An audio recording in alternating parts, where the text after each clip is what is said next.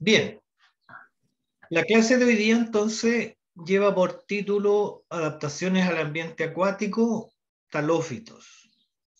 Significa que vamos a conversar sobre un grupo de organismos bastante particular que dominan justamente los ambientes costeros, los sustratos, digamos, de los ambientes costeros. Vamos a hablar de organismos que son catalogados como organismos bentónicos, es decir, que viven adheridos a un sustrato. ¿Ya? Puede ser un sustrato de tipo rocoso, como se muestra aquí en esta fotografía. También puede ser un sustrato de tipo arenoso, arenofangoso. Pero siempre ellos viven adheridos a un sustrato. Hay una excepción, ¿cierto? Como se dice, siempre la excepción justifica la regla. Y vamos a conocer un representante de talófito que no vive en esas condiciones, digamos, que vive, digamos, flotando, ¿ya? O sea, no vive adherido a un sustrato. Bueno, imagino que ustedes no tienen un gran conocimiento de este grupo. Los talófitos también se conocen como macroalgas. Y si bien no vamos a hablar en esta clase de taxonomía, ¿cierto? O de algunos aspectos más profundos, les voy a indicar que los talófitos o estas macroalgas están divididas en tres grandes clases, que son la clase Rhodophyceae, o también vulgarmente llamada como las algas rojas, las Phaeophyceae, o algas pardas, y las Chlorophyceae, o algas verdes. Muchas características de ellas, sobre todo el colorido, permite diferenciarlas, así digamos a simple vista. Sin embargo, hay algunos otros caracteres específicos de cada una de estas tres clases que se han utilizado, digamos, para su clasificación. Entonces, no necesariamente cuando uno va a la zona del intermareal rocoso, digamos, la zona litoral, costero, y ve un alga de un color en particular, uno puede decir, digamos, a ciencia cierta, esta es una alga roja o esta es una alga parda, etc. ¿Ya? Hay muchos otros caracteres que se utilizan para la clasificación y la división entonces en estas tres clases.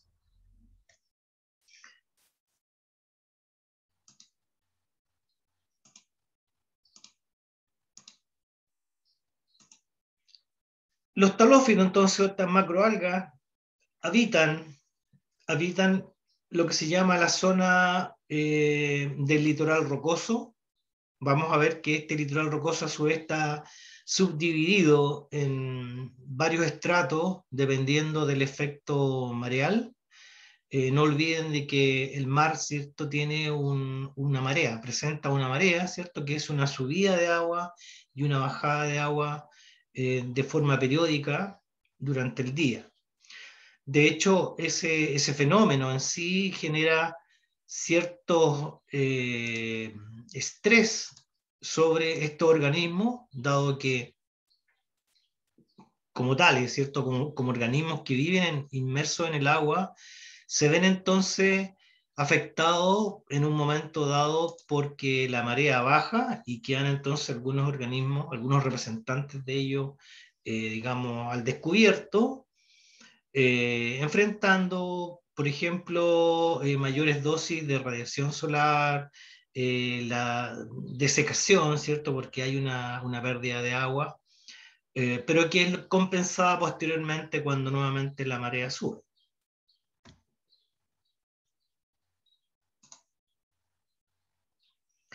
El rol que juegan los talófitos en la zona del litoral rocoso, en la costa, ¿cierto? Es bastante importante, su funcionalidad como tal. Estos organismos son fotosintéticos, por lo tanto captan de energía lumínica, ¿cierto? Captan fotones de luz, incorporan nutrientes desde la columna de agua. Los nutrientes están disueltos acá en la columna de agua, ¿cierto? Los incorporan por todo el cuerpo vegetativo, realizan sus procesos de fotosíntesis y liberan oxígeno al agua. Por lo tanto, como organismos fotosintéticos son también muy importantes para la disponibilidad de oxígeno disuelto en el agua y que es utilizado por una serie de otros organismos que viven, digamos, en esta zona del litoral rocoso. Organismos animales, se entiende.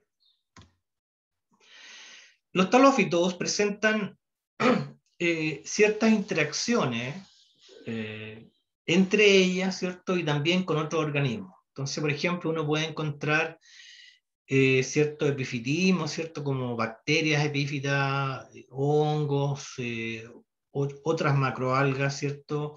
Algunos animales sésiles que se fijan sobre ellas. También existen interacciones de tipo intraespecífico e interespecífico, sobre todo porque el sustrato es un factor muy importante, dado que todas las estructuras reproductivas, ¿cierto? Cuando están ocurriendo los procesos de reproducción, necesariamente deben pegarse, digamos, ¿cierto? Adosarse a un espacio libre en la roca. Entonces, es importante la disponibilidad de un espacio para fijación. Y también hay otras interacciones, como es el típico caso de la herbivoría, o la predación, ¿cierto?, que hacen algunos organismos animales sobre los talófitos, ¿ya? Podríamos decir que los talófitos son como el pasto para las vacas, ¿cierto?, en un ambiente terrestre, ¿ya? Dado que en estas zonas rocosas, entonces, habitan muchos organismos de tipo moluscos, ¿cierto?, crustáceos u otros organismos que se alimentan justamente de las macroalgas, de estos talófitos. Y muchas veces por lo mismo, ¿cierto?, los talófitos han debido desarrollar cierta estrategia que vamos a conocer durante el transcurso de la clase para evitar ser consumidos. Rápidamente vamos a caracterizar un poco la zona, digamos, que uno encuentra en los horizontes que uno encuentra, ¿cierto?, en la zona del litoral rocoso, en donde básicamente hay una clasificación de este tipo. Hay un supralitoral, que es la parte más superior, un eulitoral, que es una zona intermedia, y un sublitoral, que es una zona inferior, digamos.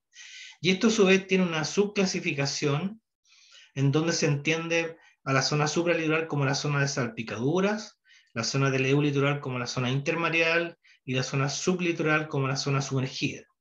Y a su vez encontramos unas subdivisiones en estas tres zonas, como por ejemplo la línea de marea alta, ¿cierto?, la línea de marea media de pleamar, la línea media de bajamar y finalmente la línea de marea baja. Por lo tanto, si uno hace una proyección desde la zona de salpicaduras hacia abajo, se va a encontrar con que diferentes representantes de talófitos también se ubican en diferentes zonas. Y es así que hay algunos que viven exclusivamente en la zona del intermareal superior, por ejemplo, muy cercano ya a la zona de salpicadura, otros que viven de frentón en la zona intermareal, y otros que pasan toda su vida viviendo, ¿cierto?, habitando en la zona del submareal, digamos, en la zona sumergida, es decir, nunca quedan al descubierto. Por lo mismo, hay ciertas adaptaciones que han desarrollado algunos representantes de talófito, y que de alguna manera yo se lo mencioné en una clase anterior, cuando vimos los pigmentos fotosintéticos, y es la presencia de algunos pigmentos accesorios, como la ficoritrina, que está presente en el grupo de las rhodophysia, es decir, en los talófitos rojos, la ficocianina, que está presente en algunas microalgas de agua dulce sobre todo, y son pigmentos accesorios entonces que de alguna manera facilitan la cosecha de fotones de luz y se los traspasan a la clorofila A.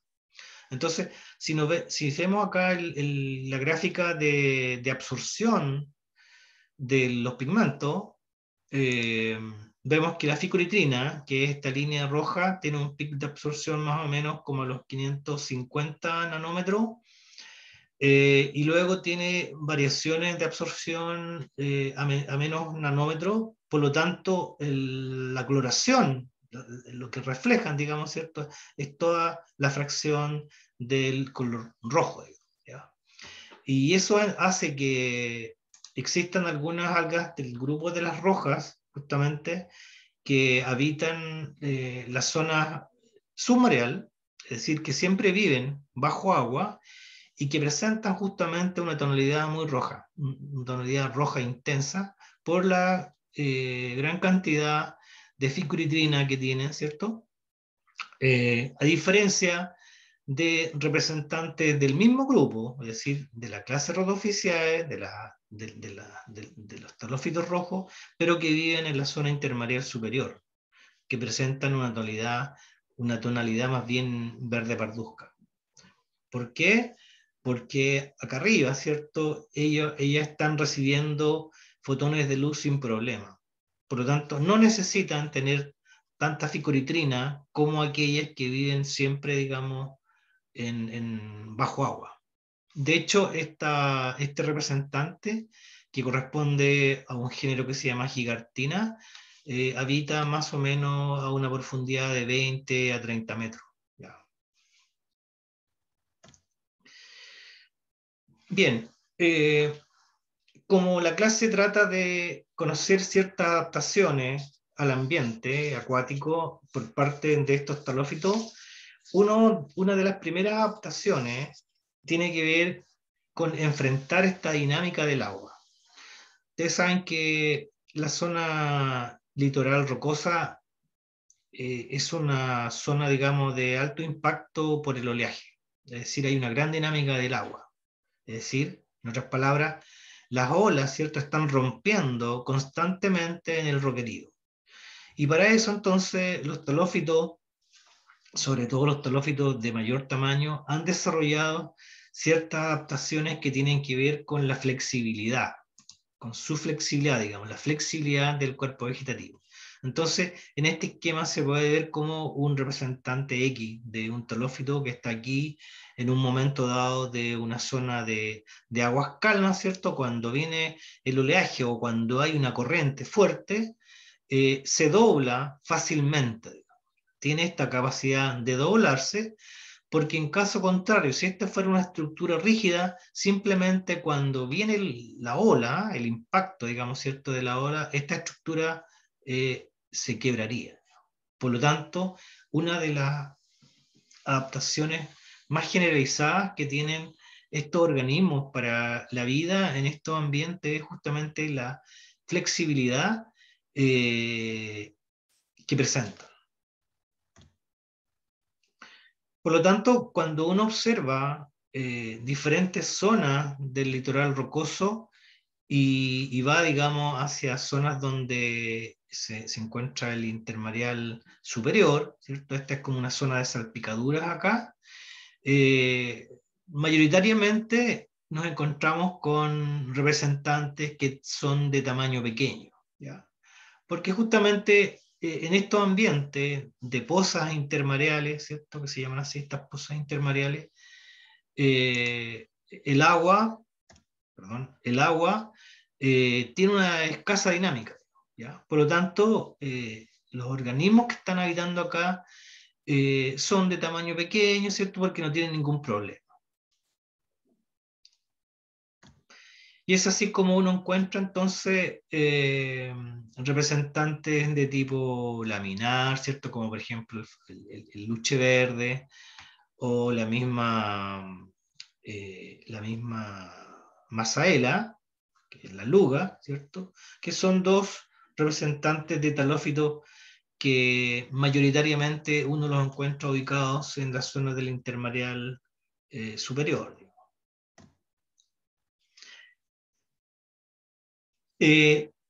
Y estos representantes de tamaño reducido, de todas formas, ellos han tenido que desarrollar ciertas estructuras para la fijación al sustrato. Les dije al principio que íbamos a hablar sobre organismos que viven fijos a un sustrato, adheridos. ¿Ya? Y es así como encontramos en estas zonas más superiores, digamos, del intermareal rocoso, representantes de tipo filamentoso, como estos, ¿cierto? Que tienen un disco de fijación bastante primitivo, digamos, muy rudimentario, que son como unos filamentos, simplemente mediante los cuales se fijan al sustrato. Y de ahí entonces crece un filamento que está constituido por células que incluso se van dividiendo, ¿cierto? Y van formando entonces estos filamentos. Estos filamentos son, como ustedes ven aquí, las dimensiones, ¿cierto? Son bastante pequeños, ya tienen un diámetro, por ejemplo, de 400 micrones, un filamento de este tipo. Aquí está con más aumento, 100 micrones, pero es una estructura muy elemental.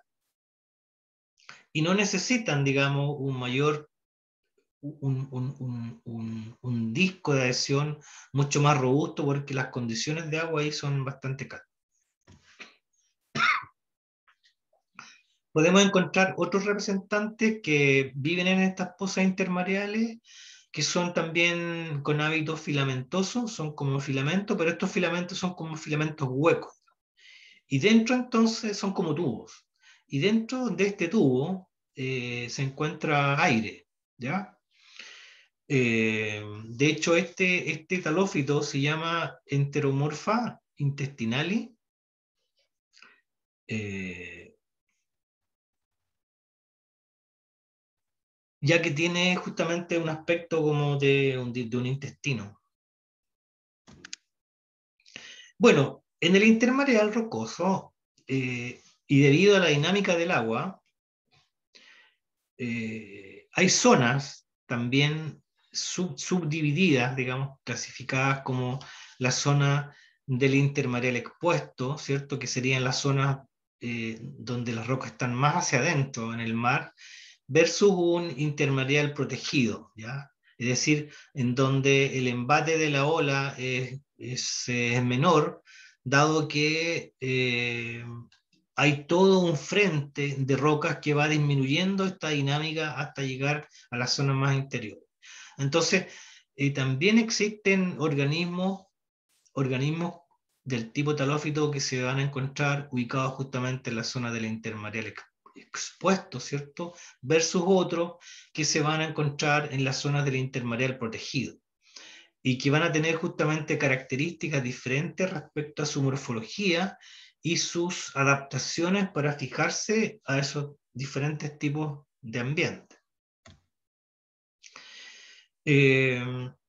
Como les decía, la dinámica del agua es un factor súper importante respecto de esta adaptación que presentan los talófitos, sobre todo los de gran tamaño, y esta capacidad adaptativa de flexibilidad que tienen para el embate de la ola se debe a la presencia de polisacáridos de cadena larga, que le da justamente esta flexibilidad al cuerpo vegetativo. Por lo tanto, lo que se ha observado es que en aguas que son más turbulentas, digamos, donde hay una mayor dinámica del embate del oleaje, eh, los organismos que están viviendo ahí, los talófitos, ¿cierto?, presentan una gran flexibilidad para sobrellevar este embate del oleaje. Por lo tanto, presentan mayor cantidad justamente de estos polisacáridos que otros que viven en aguas más quietas. Y basta que uno vaya a la costa, ¿cierto? Una costa rocosa, para que vea digamos, constate que efectivamente la dinámica del agua es bastante alta en ciertos sectores de este litoral. Y por lo mismo, entonces, aquellos talófitos que están viviendo acá en la zona del intermareal expuesto, ¿cierto? Donde la ola llega directamente, presentan mayor cantidad de estos polisacáridos. En las zonas del intermareal ya semi-protegido, de hecho también uno puede ver, y por ejemplo esta fotografía se aprecia bastante bien el efecto del oleaje. La ola viene desde allá, ¿cierto? Y hace un barrido sobre estos representantes que están acá. Y de hecho todo el cuerpo vegetativo de todo este organismo está, como quien dice, peinado hacia acá, porque la ola, ¿cierto? Hace un batimiento, hace un peinado sobre ella, y por la flexibilidad entonces ellas se mueven en un sentido y otro y no tienen ningún problema de un resquebrajarse, digamos, de un romperse.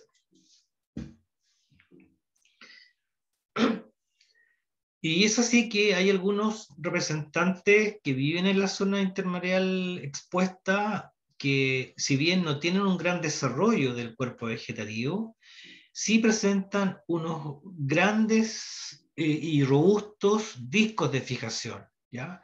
Como es el caso de un talófito rojo, que es este que se está mostrando acá, que se llama Lesonia, la cual justamente vive en la zona del intermareal expuesto, digamos, se había adosado a las rocas que están enfrentando directamente el oleaje, y por lo mismo ha debido desarrollar, ¿cierto?, en el tiempo evolutivo grandes discos de fijación y muy robustos para poder sobreponerse a esa dinámica, a esa alta dinámica del oleaje.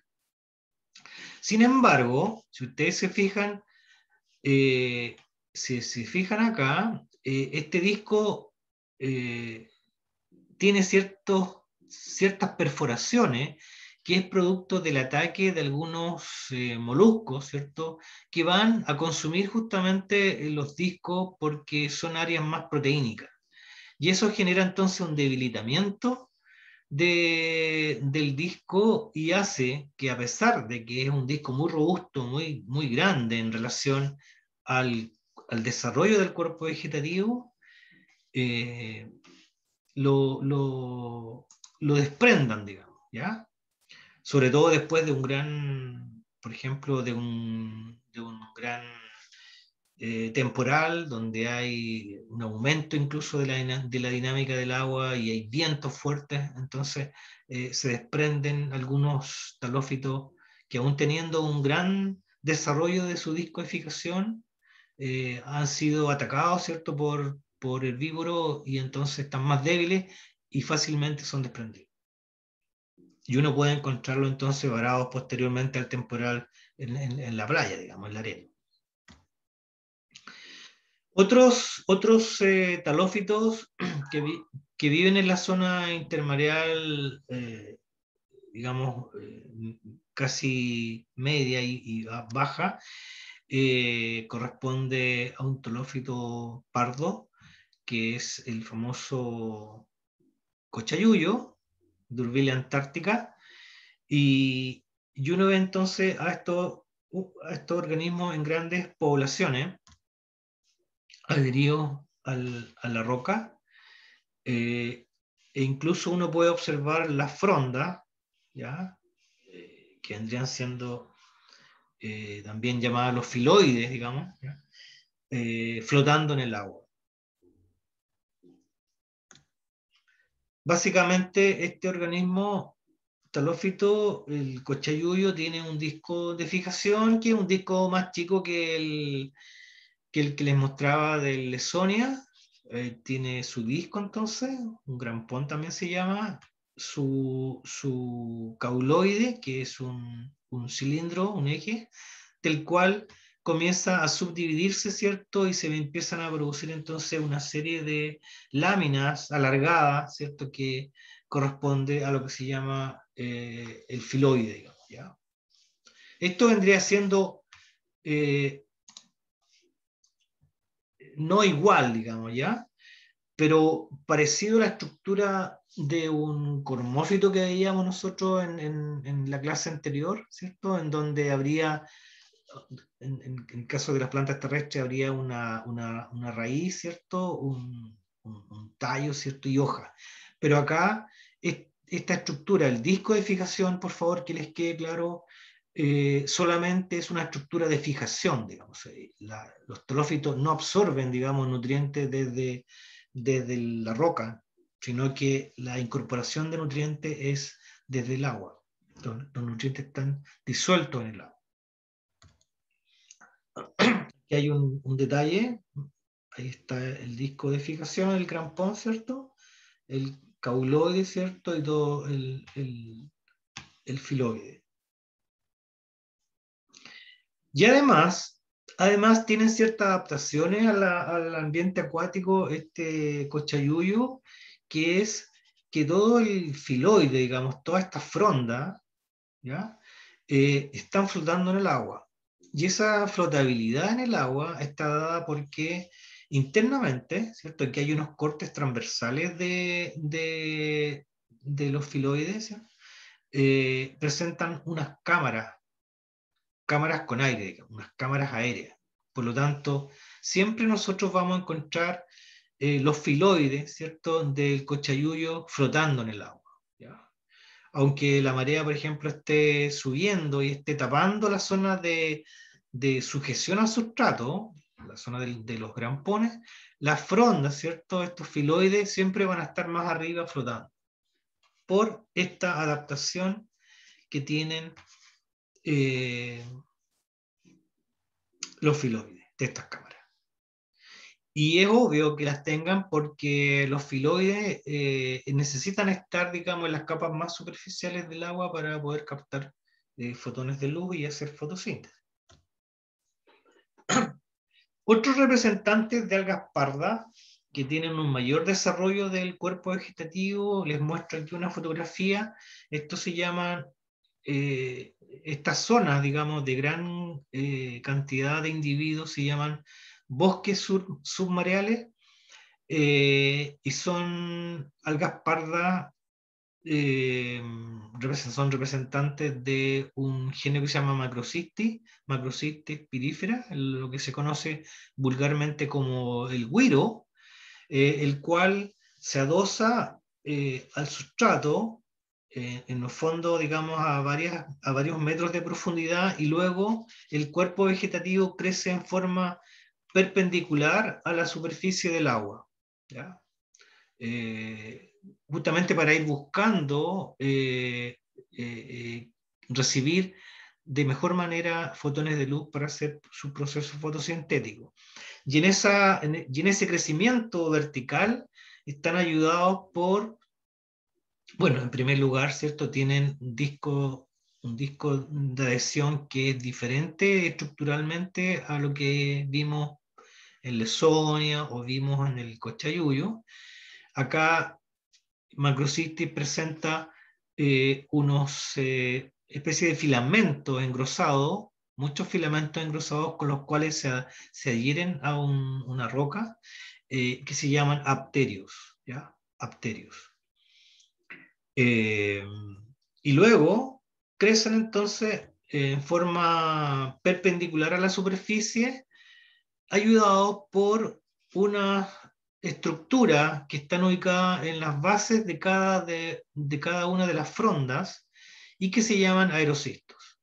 Y estos aerocistos son verdaderos globos que están llenos de aire y que permiten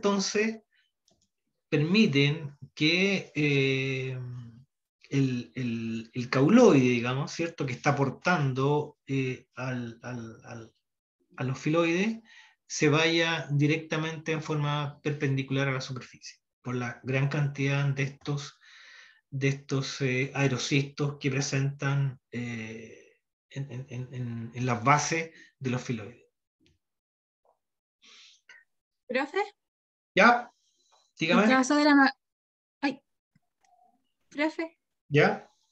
¿Sí? en caso de la macrocystis, por ejemplo, ellos tienen como un disco fijador, que es como que se adhiere al sustrato rocoso.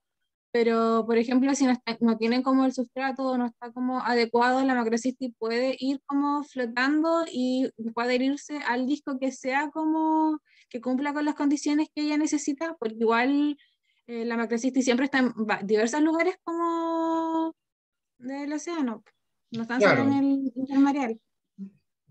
sí, como les dije al principio, estamos hablando de organismos bentónicos, o sea, ellos necesitan un sustrato para fijarse, pero esa fijación se realiza en la fase, en fases de la reproducción. Por lo tanto, cuando se liberan estructuras reproductivas, ya sean esporas, ¿cierto? O gametos, dependiendo de la fase de reproducción, tiene que haber un espacio en la roca donde ellas se puedan fijar a nivel microscópico. Y luego de ahí comienza a crecer un individuo ya que después va a ser un juvenil y después un adulto. Pero si ese organismo como adulto se desprendió, ya no se va a volver a fijar, digamos. Se desprendió y se lo lleva en la corriente y después se muere nomás.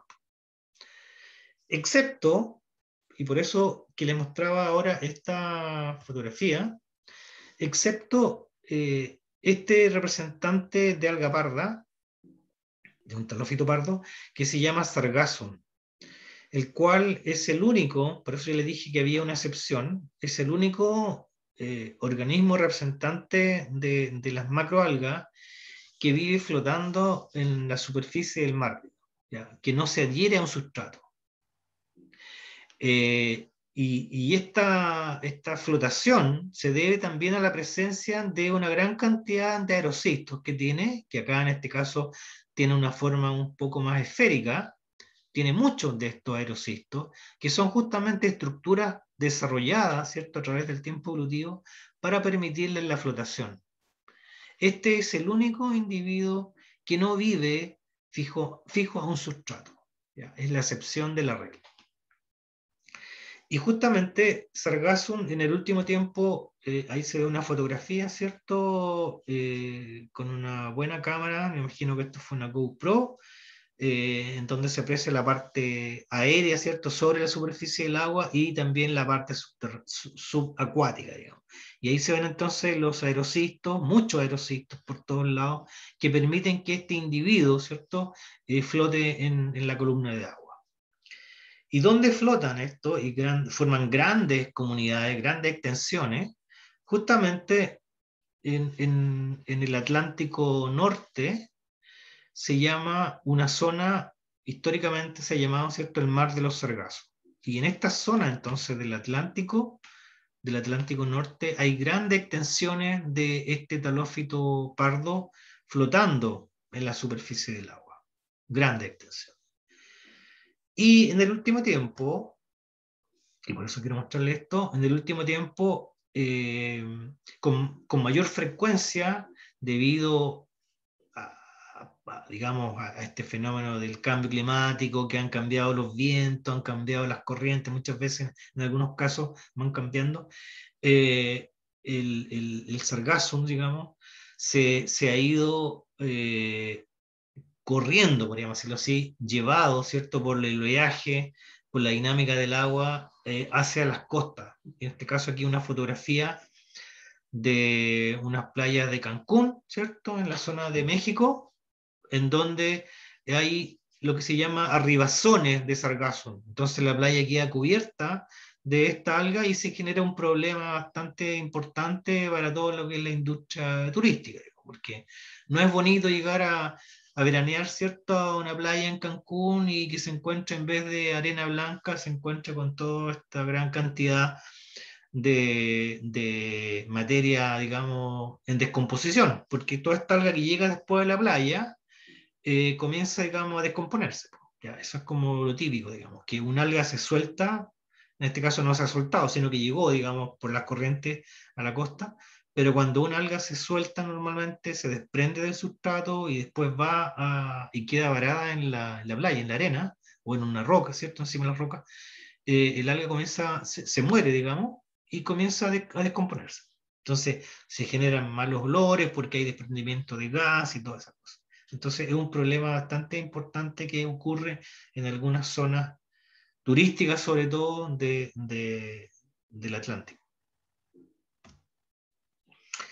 Y hay algunos casos extremos de estructuras de flotación, como es el caso de esta alga parda también, que se llama Nereociste. Este es un alga que no tenemos nosotros acá en nuestro litoral, es una alga del hemisferio norte, la cual desarrolla una estructura de flotación bastante grande, digamos. Ya se han encontrado estos aerocistos del tamaño prácticamente de una pelota de fútbol, ¿ya?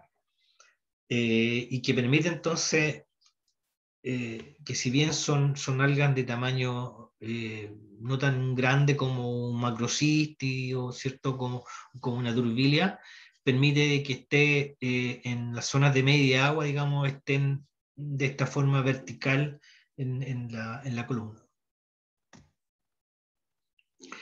Ok, vamos a pasar ahora a otra componente de adaptación, que es cómo los talófitos han debido desarrollar ciertas adaptaciones para, entre comillas, defenderse, digamos, del ataque de la predación. En esta fotografía, que es bastante decidora, ¿cierto? Uno puede ver que efectivamente aquí en una zona de la roca está adherida una gran cantidad, ¿cierto? Hay una gran población de una alga laminar, que en este caso es el luche verde, y vemos como un organismo, un molusco, ¿cierto? Un tipo de caracol, podríamos decirlo así, una patela, va prácticamente como un bulldozer pasando por aquí, ¿cierto? Y consumiendo todo lo que encuentra enfrente de él. Por eso se llama son organismos de tipo herbívoro, digamos, ¿ya? Y se genera entonces una herbivoría sobre los talófitos. Y es fácil entonces de observar cuando uno recorre el intermareal rocoso, sobre todo cuando hay una marea baja, uno encuentra diferentes tipos de organismos animales, ¿cierto? Caracoles y cosas así, que están recorriendo la zona de la roca, ¿cierto? Y se van alimentando, van ramoneando entonces sobre los trófitos, ¿ya? Incluso acá en la fotografía de más abajo se ven, por ejemplo, erizos, ¿ya? Los erizos son organismos herbívoros y aquí están atacando, ¿cierto? Están consumiendo en la zona de los cauloides, por ejemplo, este es una lesonia, y los erizos entonces están consumiendo y van debilitando, ¿cierto? Con su ramoneo, los cauloides de la lesonia, y de esa manera entonces individuos, ¿cierto? Van siendo depredados, consumidos. Entonces, hay una serie de estrategias que los talófitos desarrollaron como para evitar esta predación o herbivoría, y entre estas entonces están, por ejemplo, el caso de la calcificación, es decir, podemos encontrar algunos representantes de algas que son calcificados, y hay dos grupos, ¿cierto? Unos que se llaman los articulados y otros que son las crustosas. También han debido desarrollar defensas químicas, ¿ya? En donde se encuentran algunos metabolitos secundarios presentes internamente, digamos, en las células, como por ejemplo algunos terpenos, algunos fluorotaninos, también algunos DMS, que son los dimetilsulfidos. Incluso algunos representantes de talófitos tienen la capacidad de generar internamente ácido sulfúrico, ¿ya? Y todos estos compuestos, todas estas defensas químicas entonces que están presentes en el cuerpo vegetativo impiden que algunos herbívoros vayan y los consuman, porque no es agradable, digamos, estar consumiendo algún representante que tiene estos metabolitos justamente. Y la otra estrategia que han desarrollado y que se ve, digamos, también en forma mayoritaria es lo que se llama la alternancia generacional en el ciclo de vida, digamos, ¿ya? Hay algunos representantes de que dependiendo de la fase del ciclo de vida desarrollan estructuras que son crustosas, y en otra fase estructuras que se elevan en altura. Entonces de esa manera también pueden escapar a los efectos de la predación. En el caso de la calcificación, esto está relacionado con depósitos de carbonato de calcio, normalmente extracelular a la pared, ¿cierto?, de la célula.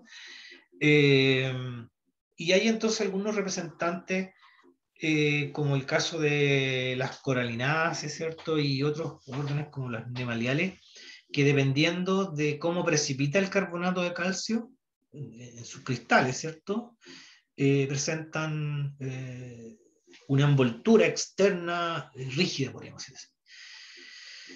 Y entonces en aquellos representantes que tienen depósitos de carbonato de calcio externo, extracelular, ¿cierto? Se habla de que hay formas articuladas y otras que son no articuladas, ¿ya? Y las que son articuladas tienen áreas calcificadas, que se llaman artejos, y áreas no calcificadas, que se llaman genículos. En cambio, las no articuladas no presentan genículo, digamos, y son normalmente de una estructura crustosa, digamos, es como una costra, ¿ya? Entonces, acá tenemos un representante de una Coralinaceae de tipo articulada, en donde tiene este aspecto, son talófitos de tamaño bastante pequeño, ahí hay una escala, ¿cierto? Esto tiene más o menos como 1 centímetro, 2 centímetros algunas, y aquí hay un detalle, se muestran los artejos, ¿cierto?, y los genículos. Los artejos están calcificados y la zona de genículo no tienen calcificación. Por lo tanto, aunque esto es un filamento rígido, hay zonas que permiten cierta articulación. Y eso entonces también es una estrategia para que este tipo de filamento no se quiebre, digamos, ¿ya?, con el embate de la ola. Pero básicamente esta estructura rígida externa impide, ¿cierto?, que algunos herbívoros la consuman. Es un escape a la predación. En cambio, las que no tienen articulación, que no tienen, digamos, estos artejos, son las crustosas, y normalmente se ven así.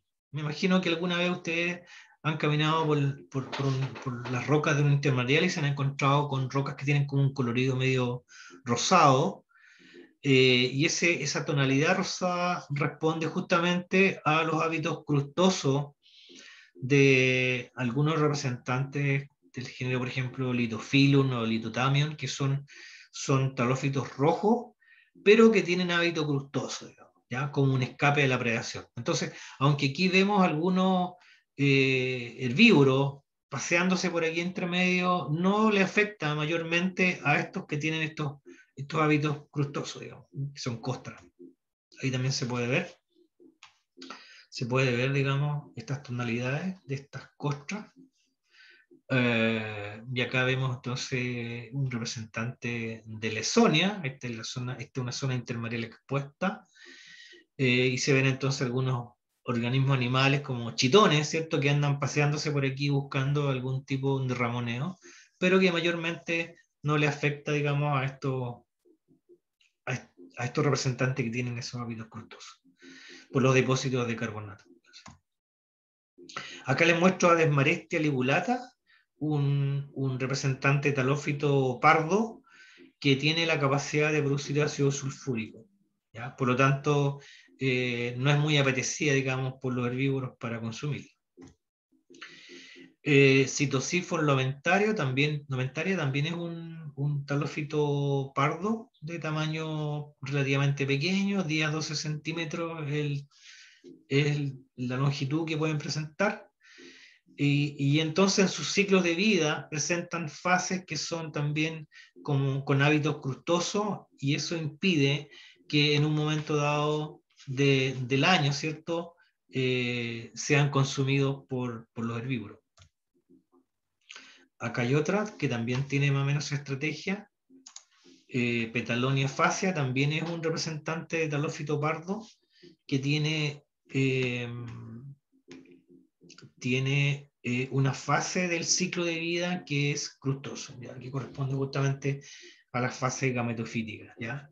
y se puede observar que en el ciclo de vida, cuando se genera la fase crustosa, es justamente cuando hay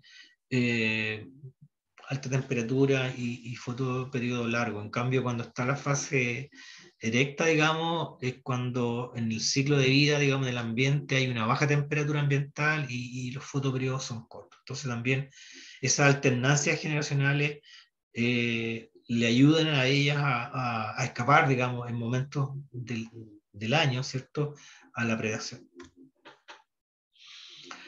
Bueno, otra estrategia adaptativa que se ha observado en algunos representantes de talófitos pardos de tamaño bastante considerable, como el caso de Macrocystis pirífera,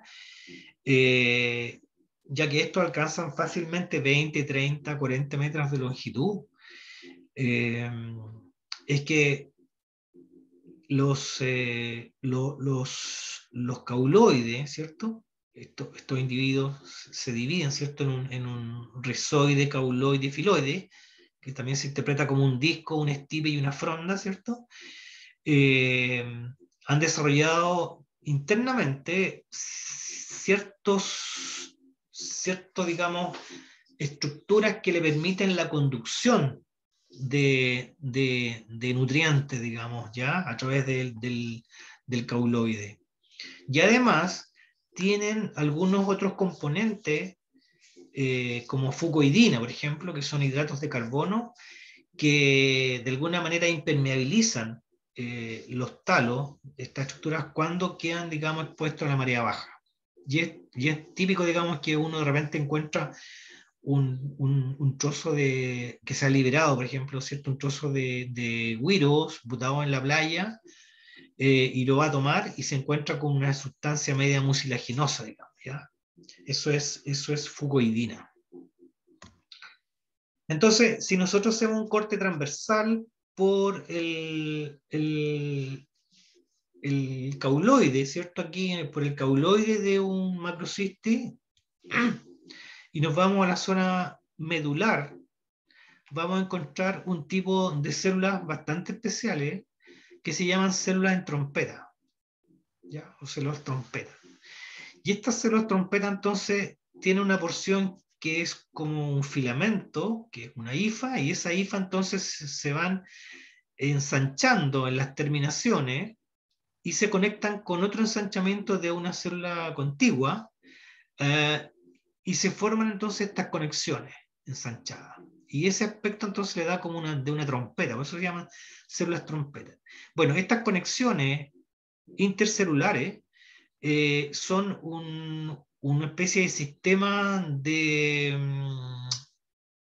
conducción muy, muy rudimentario que aparece aquí en este grupo particular de talófitos, ¿ya? Entonces, dado que tienen gran extensión, que son muy grandes estos talófitos, se ha observado la existencia, el desarrollo, digamos, de esta adaptación que le permitiría entonces transportar algunos nutrientes y fluidos a lo largo de este gran cauloide, digamos, ¿ya? Por lo tanto, es como un sistema vascular incipiente. Ok, vamos a hablar ahora algunos aspectos relacionados con los ciclos de vida, que también presentan adaptaciones al ambiente acuático. Esto lo vamos a hablar de forma bastante general porque ya en sus cursos superiores, ¿cierto?, de algas y todas esas temáticas los van a ver con más detalle. Básicamente, en los talófitos los ciclos de vida pueden ser de dos tipos, los llamados bifásicos y los llamados trifásicos. En los bifásicos hay una fase gametofítica que alterna con una fase esporofítica. ¿Qué significa eso? Significa que un individuo, ¿cierto?, en una fase produce gametos y en otra fase el mismo individuo produce esporas, ¿ya? En cambio, los trifásicos tienen tres fases. Hay una fase gametofítica, hay una fase carposporofítica y una fase tetrasporofítica. Si bien en el segundo caso de los trifásicos, la fase carposporofítica y la fase tetrasporofítica también corresponden a estructuras de tipo esporas, el ciclo de vida pasa por 3 diferentes componentes, digamos, ¿ya? Y por eso se llaman o bifásicos o bien trifásicos. Entonces vamos a conocer algunos ejemplos muy generales. Este, por ejemplo, es un ciclo de vida bifásico isomórfico.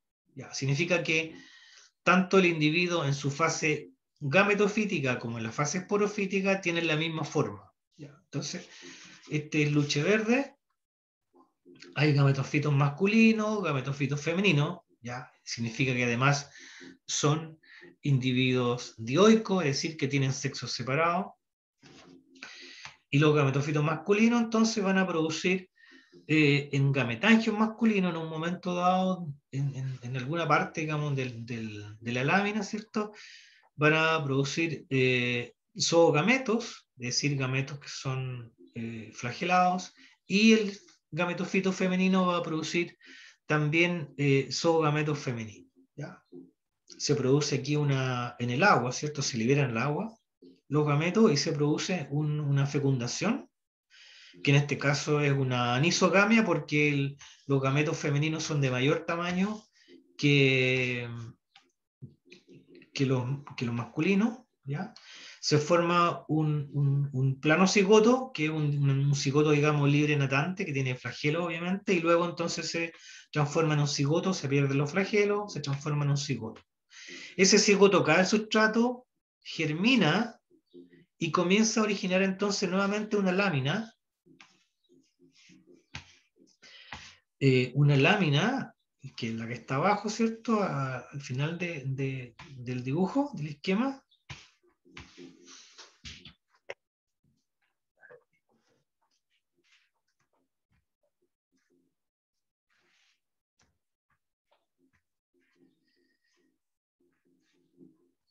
Y el que está acá abajo, como le digo, y que tiene la misma forma, digamos, estructuralmente que los gametofitos. Y este corresponde al esporofito. Entonces el esporofito crece, se desarrolla como lámina y luego comienza a producir en sus células,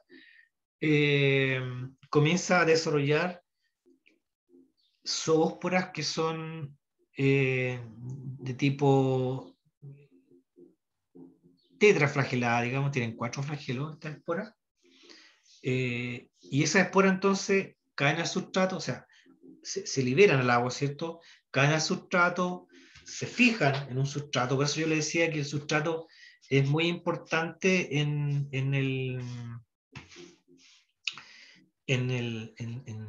la vida, digamos, de los talófitos. Se fija el sustrato, comienza a dividirse y finalmente comienza a crecer, ¿cierto? Y se transforma finalmente en un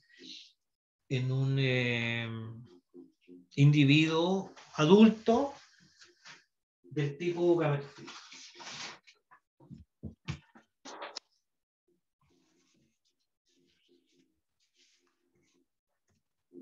Otro caso de un talófito rojo también tiene 2 fases, pero en este caso se habla de un ciclo bifásico heteromórfico, dado que la fase gametofítica, que es la lámina que está acá, es diferente a la fase esporofítica, que es la que está acá, digamos. La fase esporofítica es microscópica y tiene una morfología más bien así como filamentosa. Por lo tanto, ambas fases son morfológicamente diferentes. Entonces es un ciclo bifásico heteromórfico.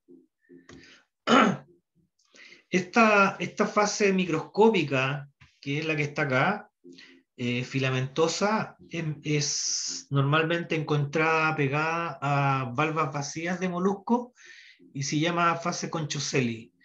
Y obviamente que también es una forma, digamos, de escape a la predación, ¿ya?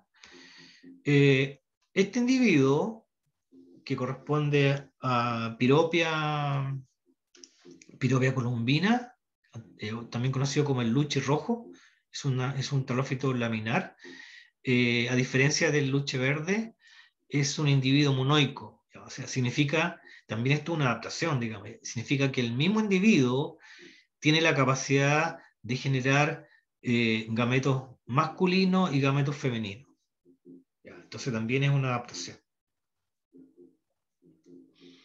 Un ciclo trifásico isomórfico sería el que les muestro acá, que se da en el caso de un talófito rojo que se llama Gracilaria chilensis, vulgarmente conocido como pelillo, en donde hay una fase que son los gametofitos. También aquí tenemos individuos que son dioicos, digamos, hay gametofitos masculinos y otros femeninos, los cuales producen gametos, ¿cierto? Producen estos gametos,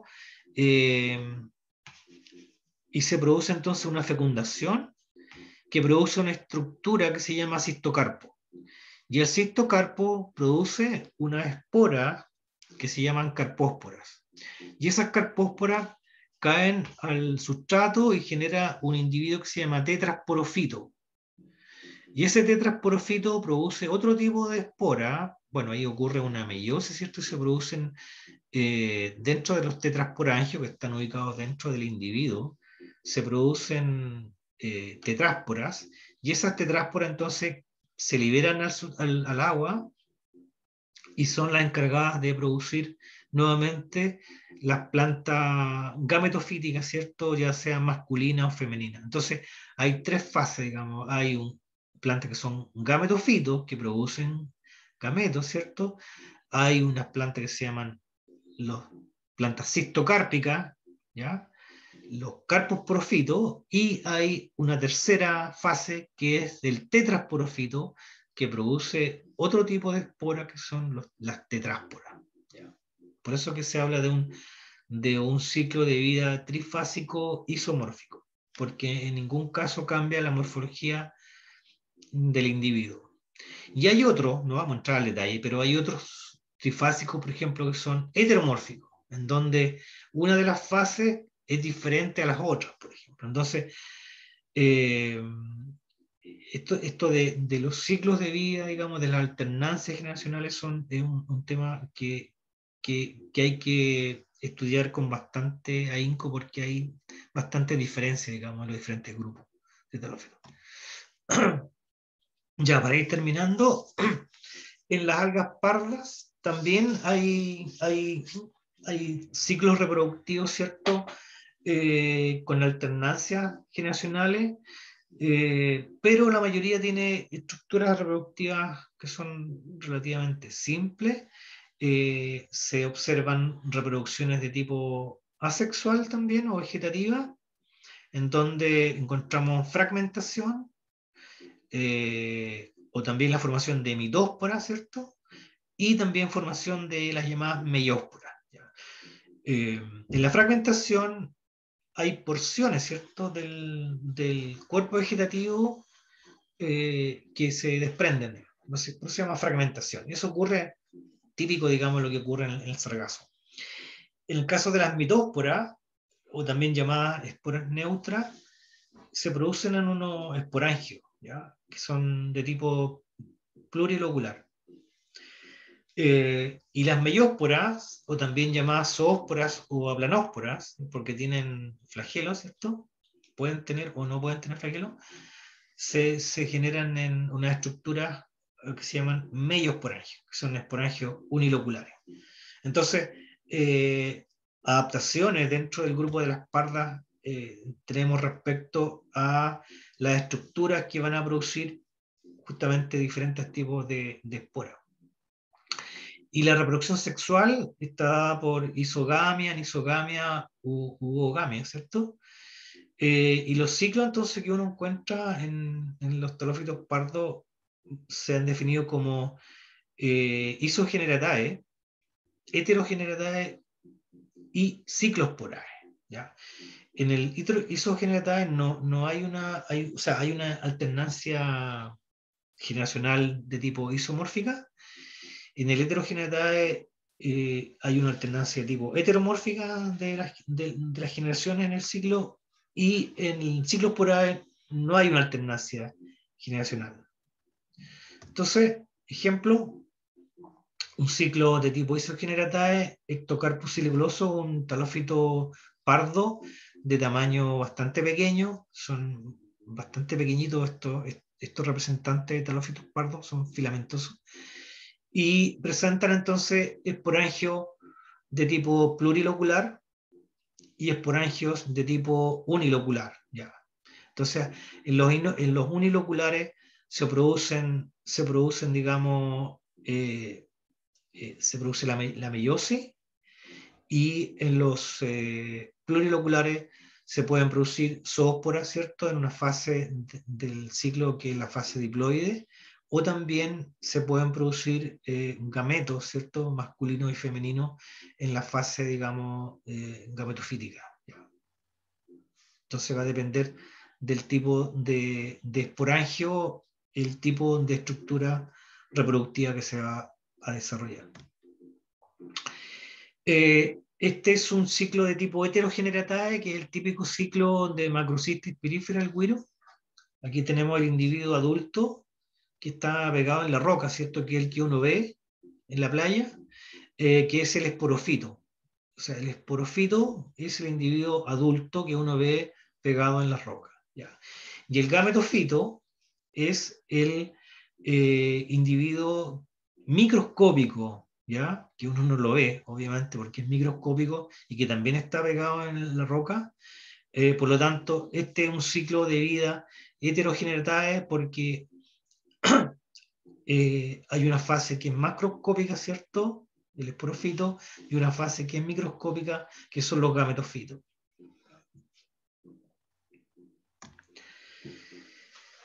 Finalmente, les muestro aquí un esquema de un ciclo de vida tipo Cyclosporae, que es el caso típico de Durvilia antártica, el cochayuyo, en donde aquí tenemos las plantas adultas, que son las plantas gametofíticas, las que uno observa pegadas en la roca, ¿cierto? Hay plantas que son masculinas y otras femeninas. Las masculinas producen anteridios, que los producen dentro de unas estructuras que se llaman conceptáculos, que están bajo la superficie de las láminas, de la fronda, son también microscópicas, y las plantas hembras, también dentro de conceptáculos, desarrollan oogonios. ¿Ya? Entonces, los oogonios, cuando van hacia la madurez reproductiva, los oogonios finalmente van madurando y van a liberar óvulos hacia el agua, ¿cierto? Y por otro lado, los conceptáculos de las plantas masculinas, ¿cierto? Estos anteridios van a ir madurando y van a producir espermatozoides, ¿ya? Que son flagelados.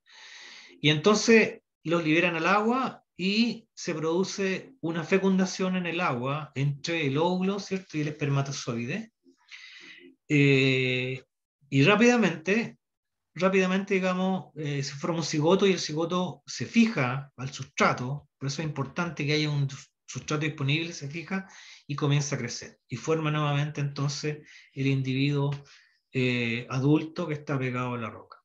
Ahora, lo interesante e importante que tiene que quedar claro de todos estos ciclos de vida que hemos repasado así muy superficialmente, es que tanto la fase de liberación de espora como la fase de liberación de gameto es una liberación de una gran cantidad, digamos, ¿ya? O sea, porque como la fecundación ocurre, o la fijación al sustrato también ocurre, ¿cierto?, en el ambiente externo, hay una baja probabilidad de éxito. Por lo tanto, una estrategia reproductiva, en la mayoría, por no decir generalizado, en los ciclos de vida, es la producción de una gran cantidad de estructuras reproductivas para asegurar, ¿cierto?, el encuentro, sobre todo en la fase gamética, de una célula reproductora masculina con una femenina. Y es así, y por eso se los nombro en particular en este ciclo, que el cochayuyo presenta en el óvulo, ¿cierto?, un atractor químico. Ya, o sea, esta es una adaptación muy exquisita, podríamos decirlo así, desde el punto de vista evolutivo, que el óvulo presente un atractor químico, que en este caso se llama hormosirene, y este óvulo entonces libera este atractor en el agua, y eso genera de que el espermatozoide es guiado por este atractor hacia el óvulo para que de forma azarosa, ¿cierto? Todo ocurre en el agua, puedan juntarse y puedan entonces fecundarse eh, para, para que la población de estos individuos tenga un éxito reproductivo y pueda permanecer entonces las poblaciones en el tiempo. Entonces, esta última adaptación dentro de los ciclos de vida es bastante importante para los efectos, digamos, de perpetuación de las poblaciones de este individuo en particular, digamos. Sin embargo, también hay otros representantes de algas pardas que también tienen esta capacidad de liberar estos atractores químicos para asegurar entonces la fecundación.